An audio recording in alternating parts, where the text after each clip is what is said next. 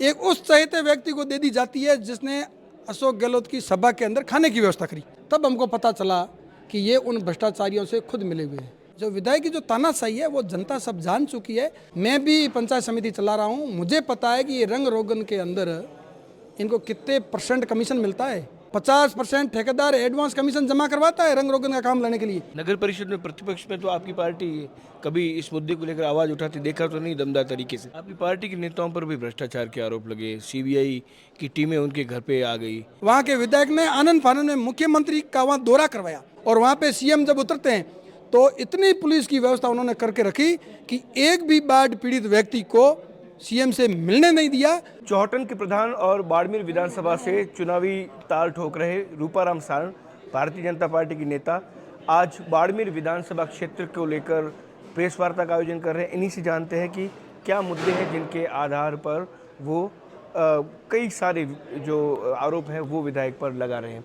क्या ऐसी बातें, क्या ऐसे मुद्दे हैं जिनके बारे में आप इस प्रेस वार्ता के माध्यम से बताना चाह रहे हैं? सबसे पहले तो मैं आपको बताना चाहता हूँ कि माननीय विधायक मेहरम जी जैन साहब ने सब लोगों के सामने ये कहा था कि मेरे बाड़मेर के अंदर जितने अधिकारी वो सारे भ्रष्ट हैं और ये सारे भ्रष्ट अधिकारी है ना, उनका संबंध जल माफियों से है, दूसरे माफियों से है। उनसे वो पैसे लेकर के उन्हीं का काम करते हैं और मेरे शहर के अंदर 15 दिन से पानी की सप्लाई नहीं होती है तो वो ध्यान नहीं देते हैं। इसको लेकर के मैं 15 तारीख को धरने पर बैठूंगा। हम लोगों ने इंतजार किया, हमको भी खुशी हुई कि विधायक अगर धरने पर बैठते हैं तो हो सकता है लोगों का प्रॉपर काम होगा। लेकिन जब 15 तारीख को नहीं बैठे तो हमने 16 तारीख का भी इंतजार किया, वो धरने पर नहीं बैठे। तब हमको पता चला कि ये उन भ्रष्टाचारियों से खुद मिले हुए हैं। तो क्या मुद्दे रहेंगे इस बार? क्या भ्रष्टाचार के अतिरिक्त भी कोई मुद्दे हैं जिनके बारे में भी आप चर्चा कर रहे हैं? बिल्कुल, हम विकास को लेकर के कहना चाहते हैं कि बाड़मेर शहर की जो स्थिति है, दिसंबर के अंदर जिस रोड को तोड़ा, शिवकर जाने वाली रोड को बताते हैं कि हम इसको चौड़ा करेंगे। दिसंबर से लेकर आज सितंबर ख़त्म होने आया है, इसके बीच में इन्होंने वहाँ रोड का कोई काम नहीं करवाया। इतने गड्ढे पड़े हुए हैं कि वहाँ व्यक्ति दोपहिया वाहन भी चल नहीं सकता है। शहर के अंदर देखो, सीवरेज से लेकर के नालियों से लेकर के नालों तक की व्यवस्था को लेकर आप देखो, एक राह चलता हुआ व्यक्ति नाले के अंदर गिर जाता है। ऐसा राजस्थान में अन्यत्र कहीं पे भी नहीं है। तो मैं चाहता हूं कि अगर भारतीय जनता पार्टी की सरकार बनने के साथ साथ यहाँ का विधायक भारतीय जनता पार्टी का बनेगा तो सबसे पहले शहर का लेआउट बना करके प्रॉपर मूलभूत आवश्यकता की पूर्ति कैसे हो। अब आप सबको पता है कि नगर परिषद के अंदर कितने पट्टे बने, कितने करोड़ रुपए यहाँ जमा हुए विकास के नाम पर, विकास शुल्क के नाम पर। इन्होंने मूलभूत आवश्यकता पर 1 रुपया खर्च नहीं किया। इन्होंने पुल का रंग रोगन कर दिया, इन्होंने कहीं कहीं मूर्तियां लगा दी, इन्होंने ऐसी लाइटें लगा दी जो सौंदर्यकरण वाली। लेकिन जनता पानी से त्रस्त है, जनता नाली से त्रस्त है, जनता लाइट से त्रस्त है, उस पर पैसे खर्च करने चाहिए थे ना। लेकिन उन्होंने ये रंग रोगन पर पैसे खर्च क्यों करते? मैं भी पंचायत समिति चला रहा हूँ, मुझे पता है कि ये रंग रोगन के अंदर इनको कितने % कमीशन मिलता है। 50% ठेकेदार एडवांस कमीशन जमा करवाता है रंग रोगन का काम लेने के लिए और इन्होंने पैसे उस पर खर्च किए। इसलिए इन्होंने सबसे ज़्यादा भ्रष्टाचार यहाँ किया। हम बार बार कहते हैं इस भ्रष्टाचार की जांच हम सरकार आने पर करवाएंगे, केंद्रीय एजेंसी से करवाएंगे और जिन्होंने भ्रष्टाचार किया है उनको जेल में डलवाएंगे, सलाखों के पीछे डलवाएंगे। नगर परिषद में प्रतिपक्ष में तो आपकी पार्टी कभी इस मुद्दे को लेकर आवाज उठाती देखा तो नहीं दमदार तरीके से? हम भारतीय जनता पार्टी कार्यकर्ताओं ने नगर परिषद के सामने धरना दिया, इन सारे मुद्दों को लेकर के हमने धरना दिया। 4-5 घंटे तक हम धरने पर बैठे। हमने कहा यहाँ नगर पालिका क्या क्या कर रही है। अब देखो, रीको की ज़मीन 25 करोड़ की लगभग ज़मीन एक उस चहेते व्यक्ति को दे दी जाती है जिसने अशोक गहलोत की सभा के अंदर खाने की व्यवस्था करी और पता नहीं नगर परिषद में उसने कितने भ्रष्टाचार के पैसे दिए। और जिनके नाम से पट्टे जारी किए 5 व्यक्तियों के नाम से, उन व्यक्तियों को पता नहीं है कि हमारे नाम से पट्टे जारी हो गए। जब वो पट्टे निरस्त होते हैं तब बात वहाँ तक पहुँचती है कि इनके नाम से पट्टे जारी। ये इतना भ्रष्टाचार का आलम है कि अगर अपन बताना शुरू करें तो पूरा दिन लग जाएगा। इसलिए हम आत्मा से इतने दुखी है इस सरकार से कि अगर हमारी सरकार आएगी और हमारा यहाँ का विधायक जीतेगा तो हम केंद्रीय एजेंसी से 100% जांच करवाएंगे और दोषियों को जेल में डलवाएंगे। भाजपा में इस बार टिकट के कई चेहरे हैं, क्या लगता है आपको कि आप पर पार्टी भरोसा कर रही है, टिकट दे रही है आपको? भारतीय जनता पार्टी में जीत की उम्मीद है बाड़मेर विधानसभा से, इसलिए बहुत सारे चेहरे टिकट मांग रहे हैं और एक से एक बढ़कर सारे चेहरे हैं। कोई ऐसा चेहरा नहीं है जो यहाँ से जीत नहीं सकता।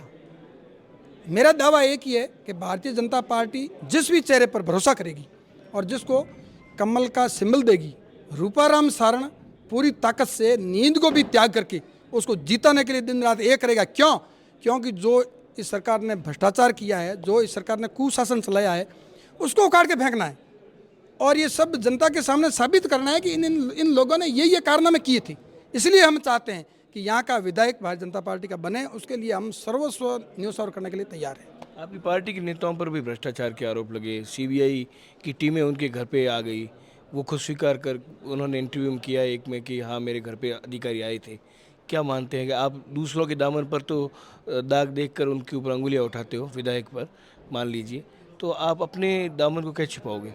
जब तक जांच में हमारे नेता दोषी साबित नहीं होंगे तब तक हम या जनता कतई कह नहीं सकती कि भारतीय जनता पार्टी का भी कोई नेता भ्रष्टाचार में फंसा हुआ है, ऐसे कतई नहीं कह सकती। जांच में अगर कोई दोषी साबित हो जाएगा तो हम स्वीकार करने के लिए तैयार हैं।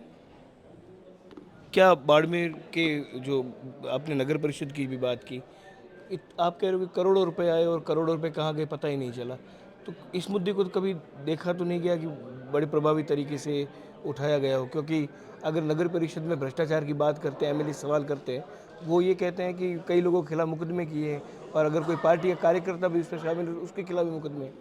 ऐसा है, जनता यहाँ माननीय विधायक से अति डर में है।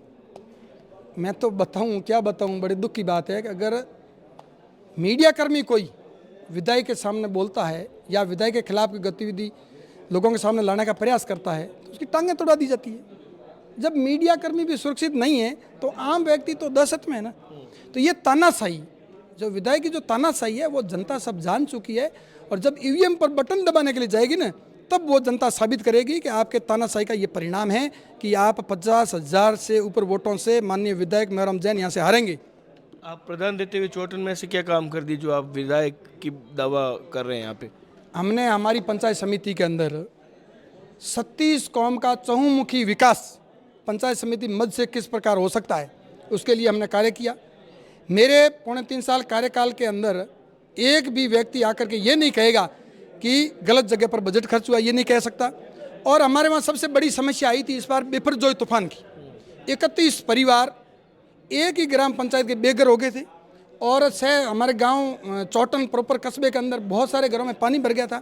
उस समय मैं जनता के बीच में 3 दिन और 3 रात और घुटने से ऊपर तक पानी के अंदर घूम घूम करके रात को बैटरी के उजाले से घर घर तक पहुंचा और लोगों को राहत दिलाने का मैंने प्रयास किया।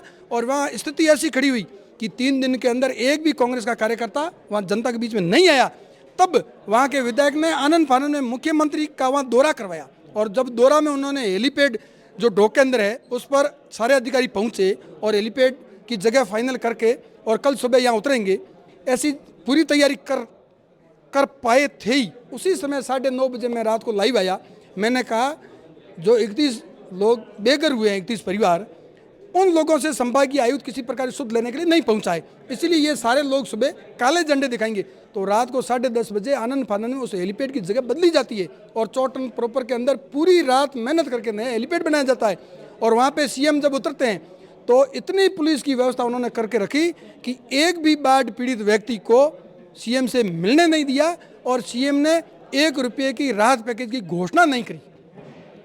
ये रूपाराम सारण थे, बाड़मेर विधानसभा से संभावित उम्मीदवार है और इनका ये कहना है कि बाड़मेर विधायक के राज में यहाँ पर भ्रष्टाचार बेकाबू है और इसका विरोध जनता बैलेट मशीन पर उनके खिलाफ वोट देकर करेगी। सहयोगी जसराज जांगड़ के साथ दुर्ग सिंह राजपुरोहित, द बाड़मेर टाइम्स।